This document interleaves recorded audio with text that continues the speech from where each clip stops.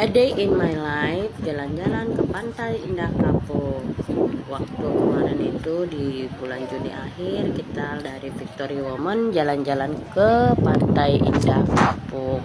Di sana itu tuh kita sangat seru-seruan, mulai dari siangnya ibadah ini, di sore hari kita lagi di food court makan, dan lihatlah betapa serunya kita para ibu-ibu menikmati perjalanan ini ya guys. Nah di sini kita benar-benar luar biasa. Tuh kita mau jalan-jalan melihat suasana di Pantai Indah Kapuk. Kita mau masuk ke rumah doa dulu, kita mau beribadah. Di rumah doanya ada di Pantai Indah Kapuk. Stay tune terus ya perjalanan kami dari Victory Woman. Bye bye.